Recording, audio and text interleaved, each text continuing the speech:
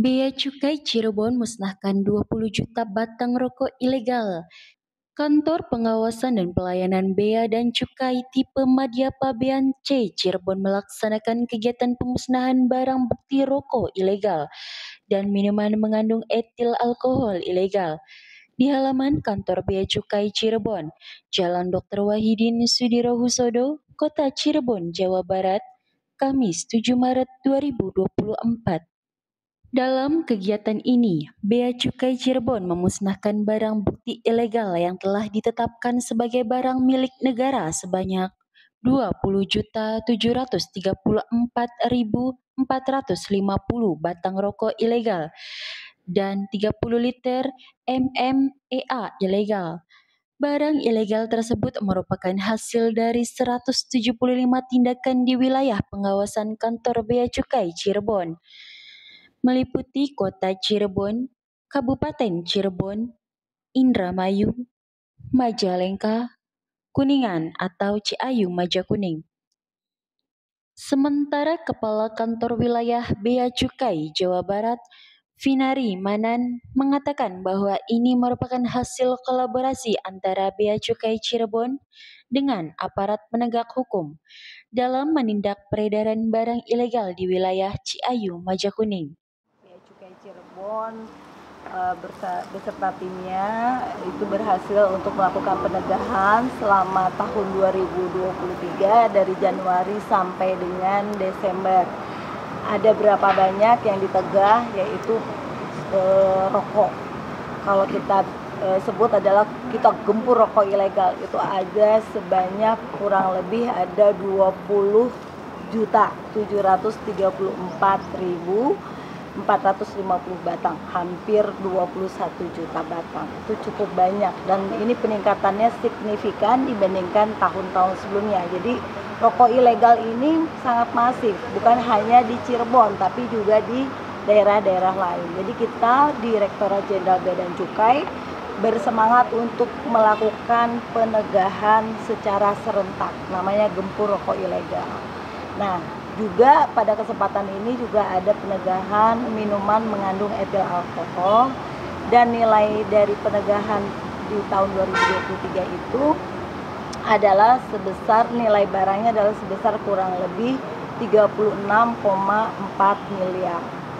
Dan potensi kerugian negaranya adalah 13,8 miliar, ya.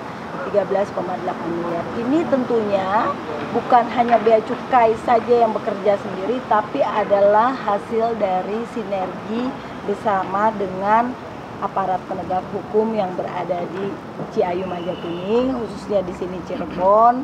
Kemudian juga dengan Kementerian Keuangan Kementerian Keuangan di Ciayu Majakuning, dengan Pemda di Ciayu Majakuning. Nah, ini adalah suatu sinergi yang bisa kita tunjukkan kepada publik. Kita berharap bahwa masyarakat belajar dari adanya penegahan ini, belajar untuk patuh, yaitu jangan menjual rokok yang ilegal, jangan juga mengkonsumsi atau membeli rokok ilegal, karena ini akan berdampak pada tadi negara, ya. Negara akan kehilangan pajak, dan pajak itu kan adalah untuk membiayai negara juga dalam APBN. Kurang lebih gitu, ya. Selain itu, Abdul Rashid juga menghimbau kepada para warga dan masyarakat agar melaporkan jika ada kegiatan-kegiatan perdagangan BKC ilegal. Di akhir kesempatannya, Kepala Bea Cukai menyampaikan terima kasih kepada instansi, aparat penegak hukum, stakeholder, dan seluruh lapisan masyarakat atas kepercayaan dan dukungan serta peran aktif masyarakat dalam pemberantasan BKC ilegal.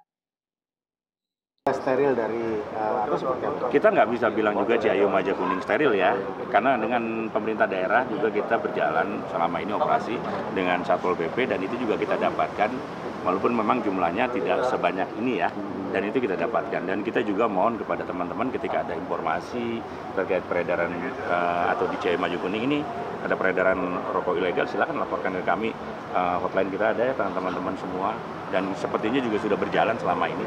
Kita dengan pemerintah daerah, dengan Satpol PP juga lancar kita di seluruh kabupaten kota di Jaya Maju Kuning. Untuk produsen yang sudah berhasil ditangkap ini, kita nggak ada produsen ya Pak? Gini, sebenarnya gini, kalau mau dibilang mereka kenapa ilegal? Mereka justru mereka ini bukan produsen yang terdaftar. Intinya kita juga nggak tahu mereka produk di mana. Dan mereka industri bisa. Kita bilang om industri, kita juga nggak bisa bilang seperti itu. Karena ini rokok yang diproduksi dengan mesin ya. Kalau om industri berarti rokok dengan tangan, kretek yang seperti kita tahu di daerah mana ini ada yang kecil-kecil. Ya, yang kecil-kecil itu, dan itu memang di bawah pengawasan kita. Maksudnya ada yang sampai ditindak ke jalur hukum juga? Kemarin kita sudah dengan Kabupaten Cirebon ada yang kita tindak dan itu kita dapat, gitu kan. Nah kalau yang kita dapat bisa Sudah sampai. ada vonis belum? Kemarin sudah ada vonis. Kalau nggak salah berapa? 2 tahun. 2 tahun. Dengan itu dari Cirebon, dari luar Pak. Dari luar. Semua dari luar. Kita dari Cirebon. Kenapa diprosesnya di Kabupaten Cirebon? Karena memang TKP-nya ada di sana. Lokusnya ada di sana. Sekian Jejak Kasus melaporkan.